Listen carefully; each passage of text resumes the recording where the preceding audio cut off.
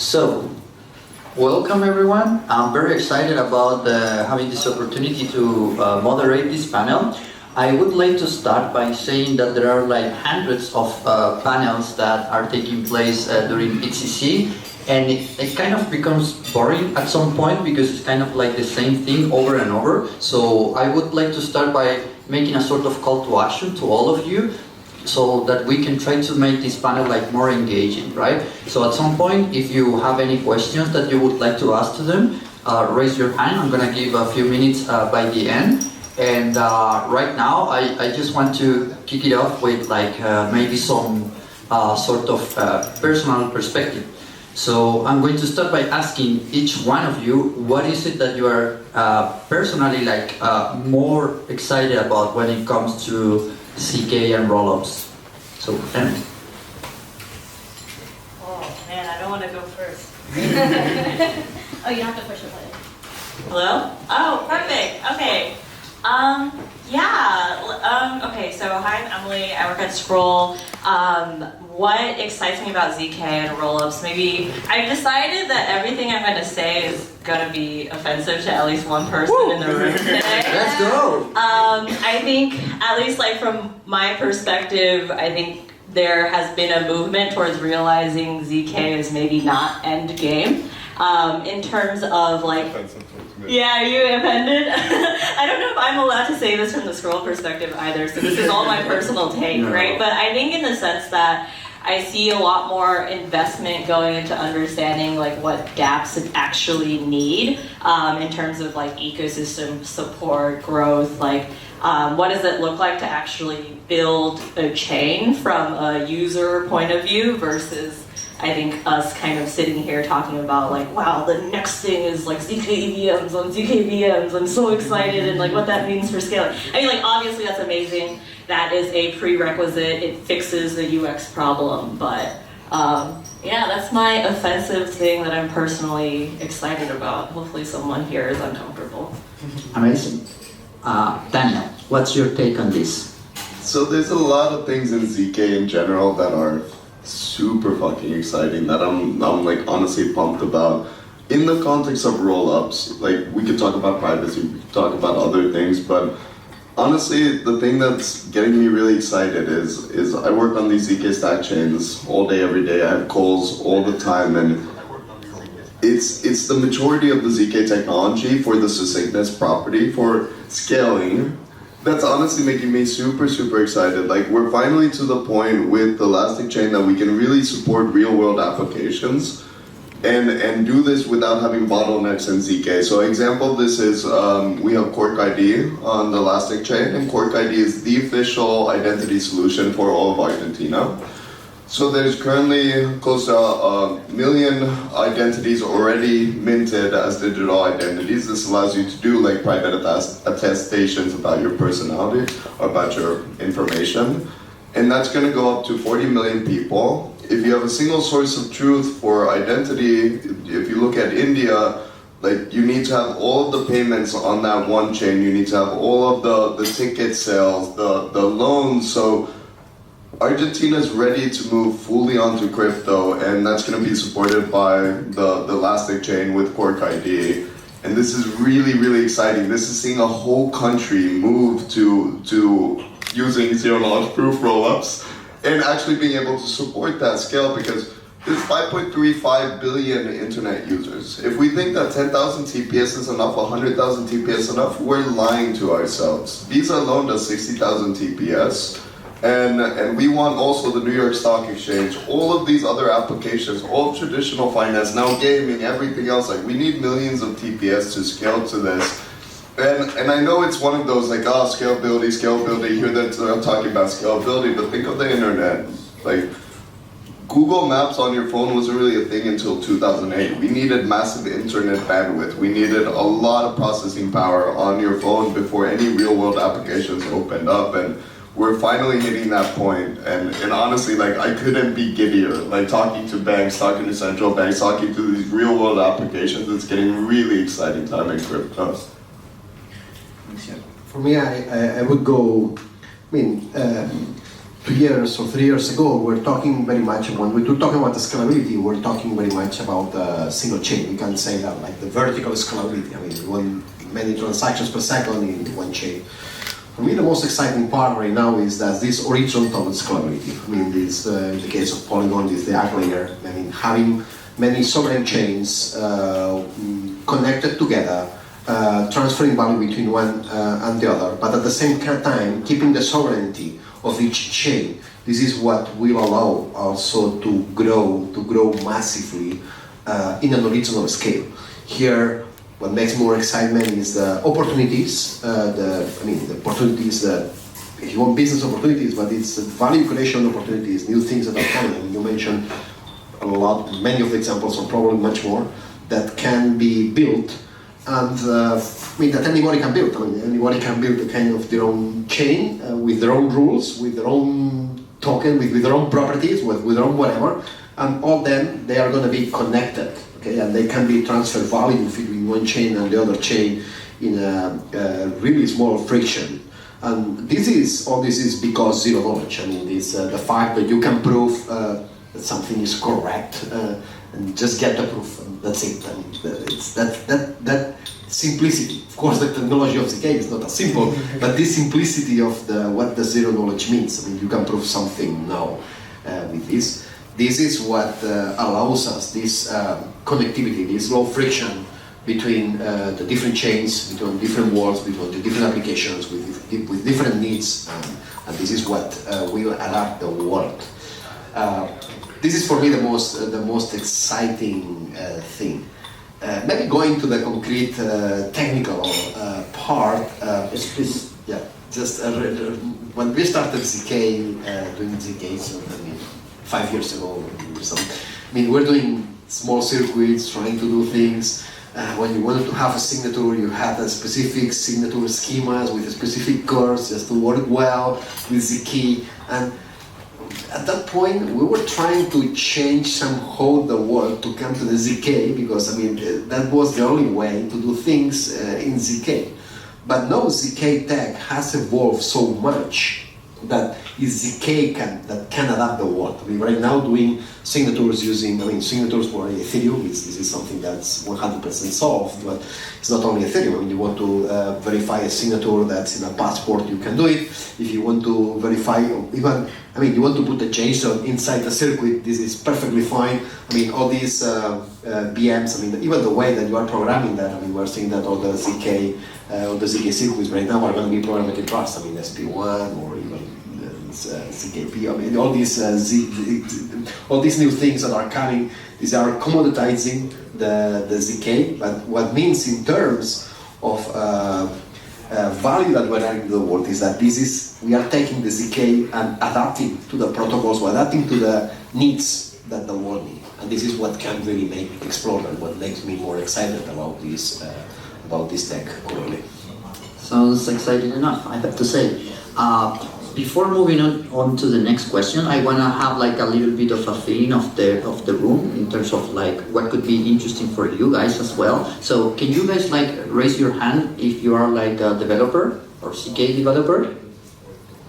Okay, we have a few. Can you guys raise your hand if you're like an entrepreneur, a business developer or something? Yeah, okay, so the room is like kind of split between those kind of audience. So I'm gonna improvise some questions in my mind, but while I do that, I do have a concrete question for all of you guys. So in the past, I remember that we spoke, Jordi, in Denver. I asked you, if I remember correctly, about something that nobody is talking about in the ZK space, but that they should be paying attention. And if I remember correctly, you mentioned something about nobody's verifying the verifier or something like that. So the question now goes again for all of you regarding this. Like, what is something that nobody's talking about in the ZK rollup space that they should be talking about? I guess Verifying the verifier. That we're working on this stuff. that was a good one, right?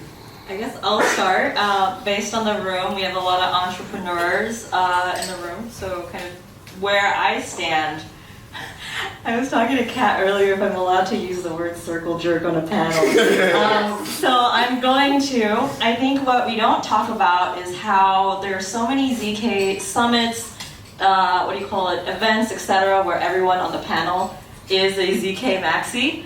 I think to that extent, right, it feels like we're all fighting for a piece of a slice of a pie.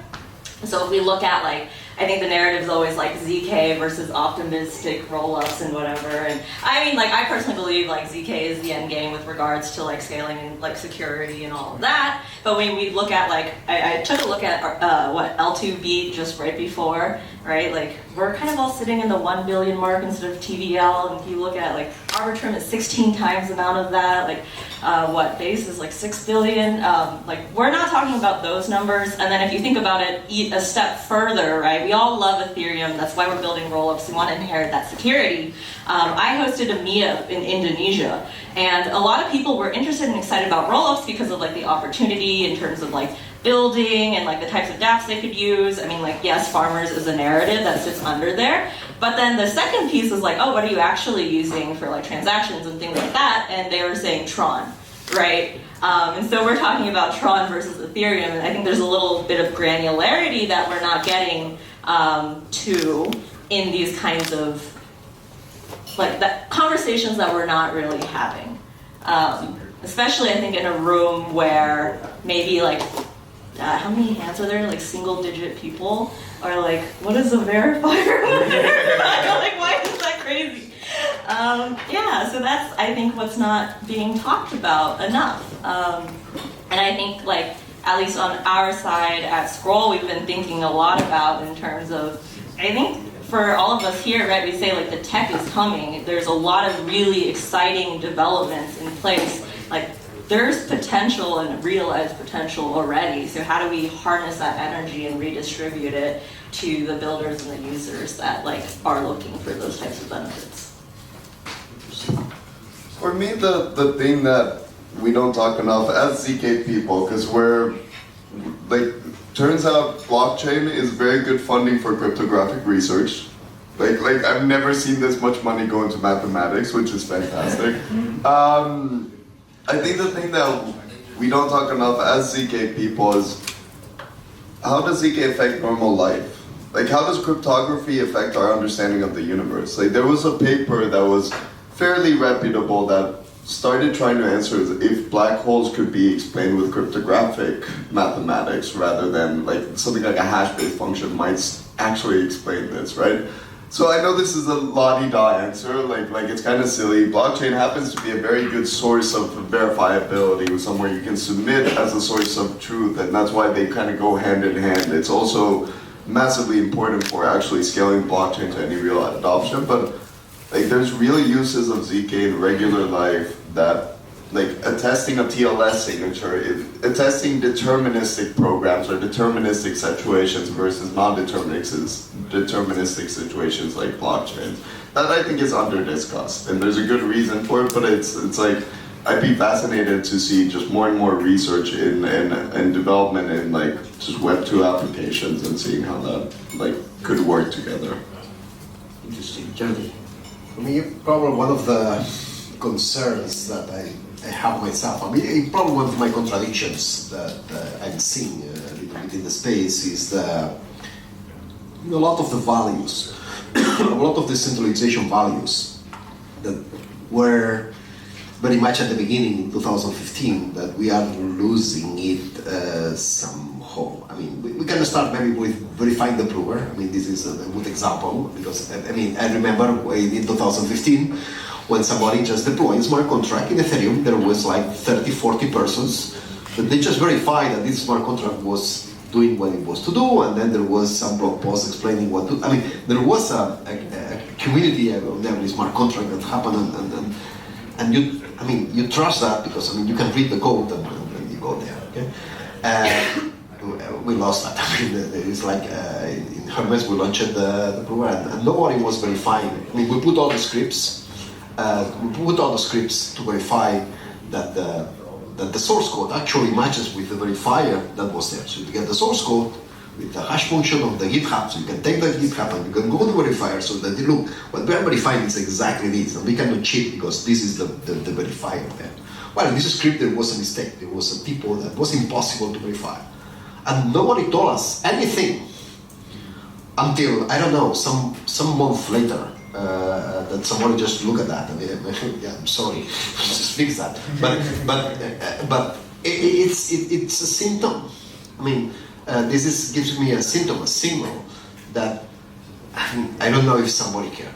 But let me give you another example. I mean, right now, for example, you ask for the market, if you see the market, I mean, if you are not doing transactions, if you have a roll-up and you are not doing transactions in, I don't know, half a second confirmation, whatever, you are out of the market, directly. I mean, in half a second, it's impossible to be decentralized. I mean, it needs to be some centralized sequence or something that do that, okay? Or 1 millisecond? Yeah, exactly, whatever, I mean, but it's like, and it's a kind of a competition and something, I mean, but decentralization, security, nobody cares. And it's like, I mean, if you want to compete there, you either have to play the same game that others are doing and just do a centralized sequencer and just go there, instead of caring about the decentralization. I mean, if you put the roll-up, maybe that's with the same finality, for example, that Ethereum, just a normal Ethereum, you just are, you're out of market. I mean, you have no applications. I mean, nothing is there. And this is, for me, this is concerning. Sometimes I believe that we need some, we need the US government to shut down some roll-ups. And then things will start being interesting. I know that's a little bit a controversial thing, but if we're building this, I mean, I want to remember people that what we are trying to build here is decentralized systems. And the decentralized systems means a system that doesn't belong to anybody, that nobody has keys, that nobody has any extra power on the system. It's just a common good that the people around the world should be able to use as they're using the sea, or they're using the air, or it's just something that's there. I mean, this is a final goal. And this is what we want to build. I understand that very, very much in the beginning, I mean, the ZK tech is very, very, very immature. It's very in the beginning. Even the blockchain technology is very in the beginning. Even the consensus protocols are even in the experimentation. Everything's in the beginning. You cannot put. There is a lot of money and of value. You need to be responsible, so you cannot do crazy things when you are doing things. I understand all that.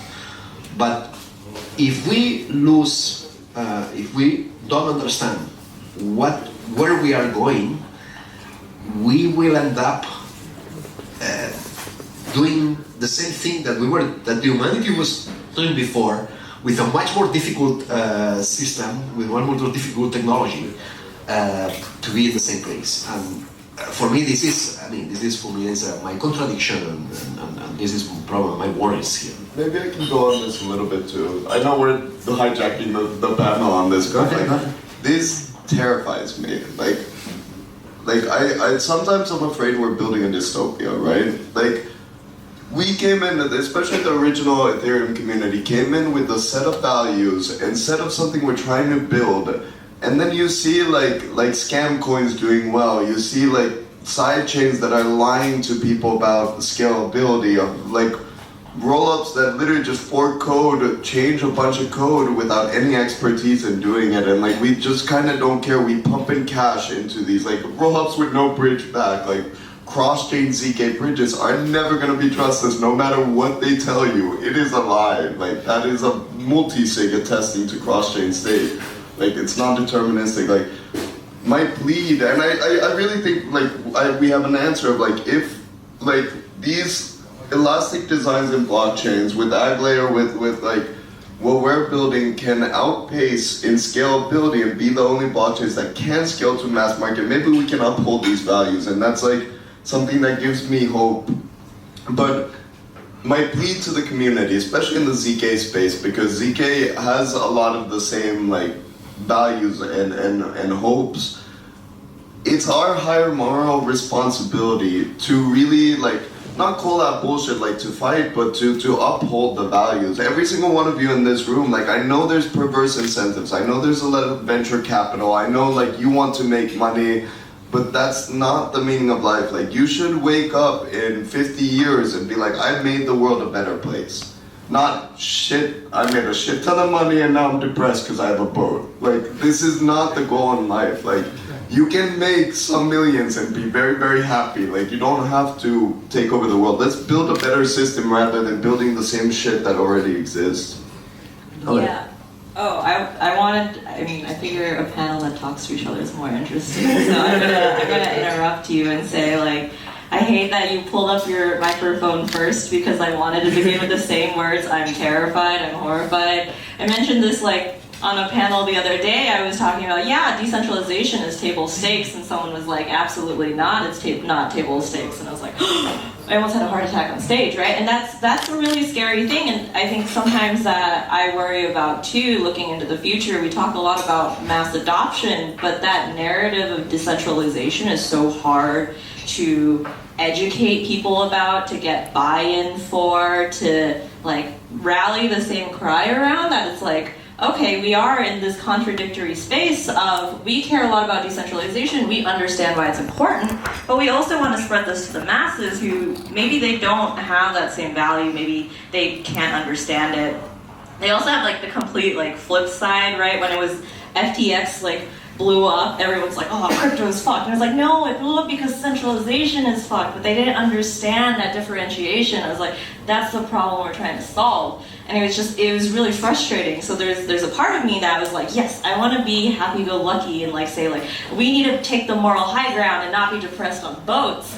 But I'm like, okay, well, if we're gonna act like that too, and then not, what do you call it, like, stay that, man. Follow through on that? Yeah, not follow through on that. Like I don't know. There's an element. Okay, I'm going to say another phrase that I probably shouldn't say out loud. I have coworkers in the audience, so please don't don't tell everyone else. But I was making this joke of like, we are building a really cool thing. We have these really strong values, but like it kind of feels the way to mass adoption is like just having more children, right? Rather. I don't actually mean that seriously, but like there is an element of like how do we get buy-in, or is it maybe we need to, maybe so much of this is just messaging, and like for the builders in this space who are educated, like being able to identify, you know, the roll-ups who do very much care about decentralization, understand that like getting your money locked and like unavailable is a very scary thing. This tech is going to be always there. And this is, I mean, this is for me the most important, and this is very much what keeps me working every day somehow. Okay, I know that this is that we are doing is, so this, all this tech, I mean, this my tech is, I mean, it's open source, it's in the repos, it's there. Anybody in the future, now or in 100 years, I hope it's 100 years, somebody invent something else, okay? But they're going to be there forever. I mean, this is something that's, it's already a value. I mean, it's already a value that comes to the humanity. And this is, and maybe we are not maybe we are the first generation. Maybe we are, maybe all these rollups, we need to create that and test it, and we need to learn. And maybe we don't do it in the right way, or we will learn and we will see. But the tech is gonna be there, the advances that we make are there, and yeah, that's, nobody's gonna steal that. So that's, for me, that's the good part of that. And now it's time for, okay, just using this tech in the right way. That's This is one thing where, like, again, scalability matters, is like, rollups are already doing it the responsible way, assuming you're not completely irresponsible. Let's say the OG rollups are doing it the right way. Already, every single ZK rollup on Ethereum, at least if designed right, inherits the decentralization and security of Ethereum, right? If implemented right, if we get to these stage 2 rollups and make responsible choices. Like, let me give you the most boring example of something that's very optimistic, like not fraud-proof, optimistic as a human emotion. Like, let's say you have 2 banks today. right? One bank sends another bank money. Like, they have to 100% trust each other. Someone might have fallen asleep on their keyboard, added some zeros to the bank balance. Like, the other bank does not know if that bank really has funds. They do not know if they've rehypothecated those funds. And what that translates to is these banks have to spend a shit ton of money hedging risk, right? They have to have entire departments of auditors auditing each other in an unscalable way. They have to have reconciliation. If you just take the same exact design, but put them, both banks on a ZK rollup, right? You essentially get a much better situation already. They can still have like one sequencer each, right? But when one bank sends another bank money, they know for a fact that that bank has the money, that they didn't rehypothecate too much because there's rules to the game. It completely cuts out contagion risk from one country to another. Well, for the most part, let's ignore the currency part. But and it, like, the reason why this matters for banks, this is not a hypothetical. This saves them hundreds of millions each. Like at the very least, we can like sort of trust in humanity's selfish interests, right? Banks are excited about this. This is the one thing that's really changing. Is it's still an education process, but I talk to banks every week, and it's honestly exciting because they recognize this is the future.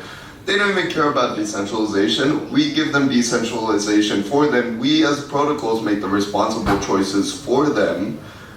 And this is already a financial system in the world that has, like, in a way that's hard to explain, much safer financial system, much fairer money system, and it protects the users, it protects different countries, and it's already way more than a 10x moment in world finances. So that's like an optimistic case of even a centralized sequencer, because they're building on the only scalable tech, like the ZK, like Elastic Designs in ZK.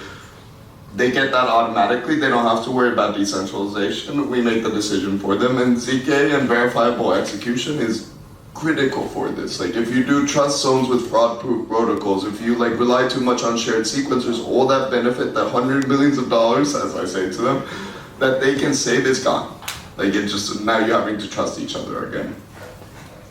Can I say one more thing? I do want to end on an optimistic note as well. I don't want to be all doom and gloom, even though it's fun to kind of just be sad together.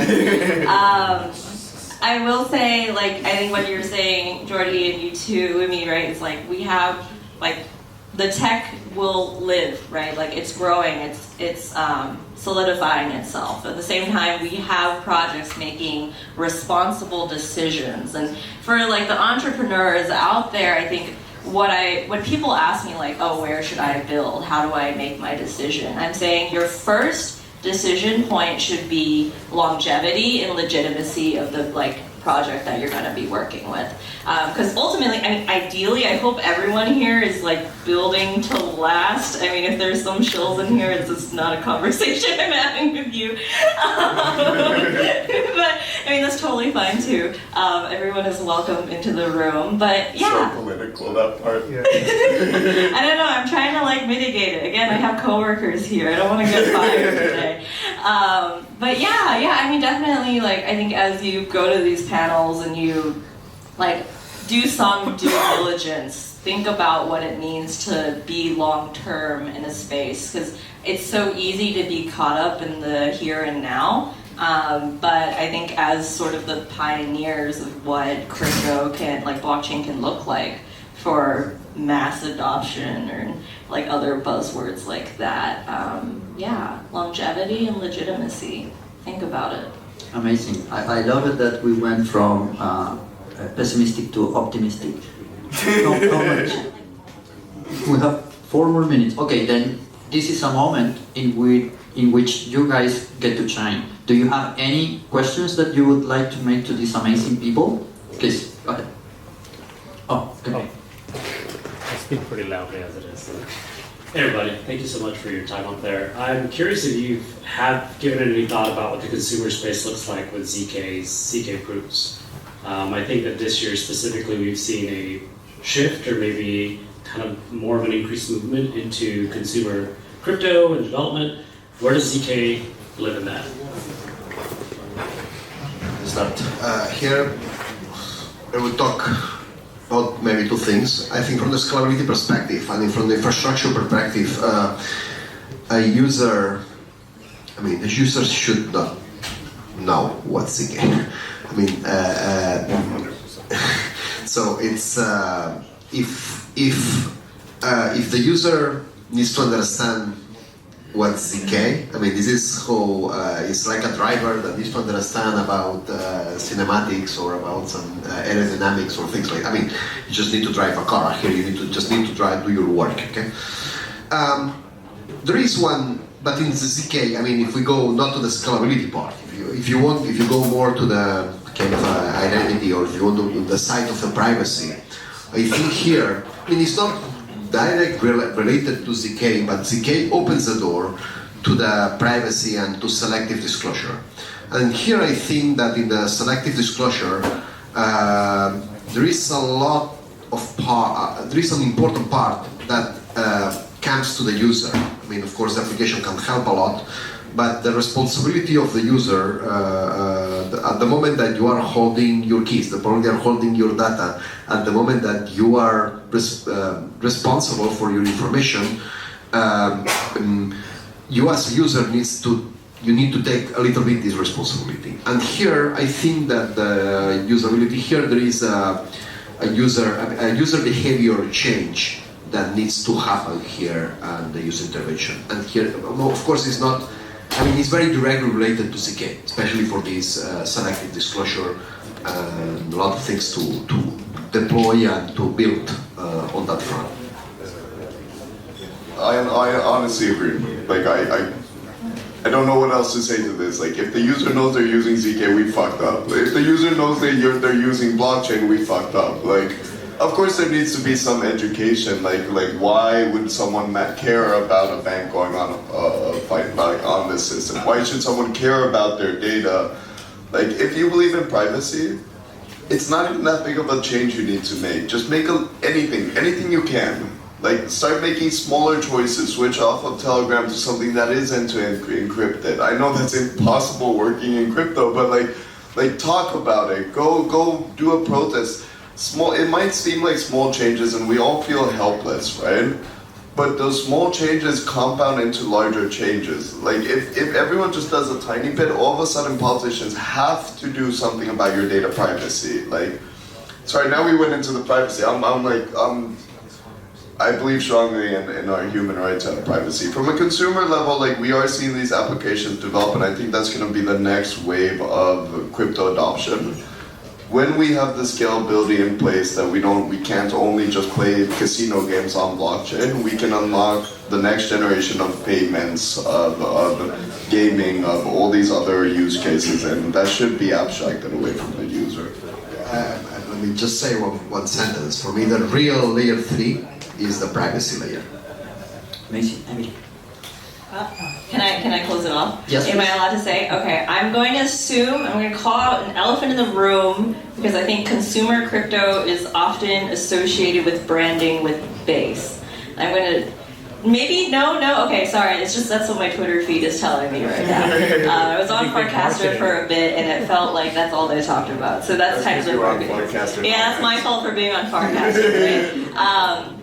I think let's talk about I think yes. ZK as privacy is absolutely the best use, like one of the most consumer-facing use cases. That's very application layer based. But if we talk about like ZK rollups with regards to scalability, and I'm saying like comparing against optimistic rollups, like I said, they have the most adoption right now. I think Base is a very, I don't want to say scary, but like strong player, right? Because they have that vertical integration of UX experience, right? Like Coinbase Wallet fitting into like just Base having, I think, a bit of, like legitimacy through just being around in like the Web 2 space for a while, feeding into the network. There's a, an analogy I like to make sometimes that I feel like we're kind of like the bare metal Linuxes of the world, and Base is like this nice, pretty like Apple product where they pull you into their ecosystem and they keep you there. Where does ZK fit in all of this when we talk about solving the UX problem for getting your mom to start using crypto? And I think the answer is like, ZK ultimately is the ultimate scaling solution. Like, it started out, ZK rollups are more expensive, they are slower than optimistic rollups, but there's what I call infinite scale and possibilities with what you can do with a ZK proof versus what you can do with an optimistic proof, like a fraud proof, sorry. Because, and we see this through like data compression, through aggregation, there's things that we're doing with like hardware and acceleration and stuff like that. And at the end of the day, long term, everyone is kind of like, I'm gonna say in the pessimistic view, we're all driven by money. I think there is an element of, you know, it's a race to the bottom, perhaps. I don't think it will actually be. But yeah, I mean, like, I think maybe like optimistic rollups will become ZK rollups, and like that's where ZK fits into the space. The consumer just won't know, right? But like that's kind of. Maybe I can just add to, okay, like, maybe I can just add to this in the, like, I'm going in a tangent, but we're all building L2s that are responsible. The topic is, like, roll up with ZK, optimistic protocols will have to switch to ZK whether they want it or not. They do want it, but it's going to be a harder transition than I think people think. The point of this is, like this concept of L2 wars to me is actually kind of hilarious. Like, there's a very small space of us L2s that have been building for years. We all love each other. Like we have beers together. Like we hang out. We talk about our families. Like for anyone in this space working with L2s, like let's build out the future of responsible technology together. Let's make sure that the consumer doesn't need to choose, right? That an application doesn't need to choose. Like, we just build the technology that scales best. And I think if we do this together, we can all learn from each other a lot and like really grow into an unstoppable force. Well, thank you so much for joining into this wonderful panel. I think we can agree that this was a little bit different, and we have some more like original conversations. And just to close up, I want to do something like kind of more standard, I would say, which is you all work in different projects which have like unique things. So what would be something that you would like to share with the audience in 1 minute each? I mean, I will share that we are building the new space of this app layer. I think it's important. I mean, if you are building one application, consider being maybe one app chain. Do not be a layer one, just be a layer two, and let's connect together. I mean, let's bring together. Let's join the forces. Let's join the chains, keeping your own sovereignty in your chain.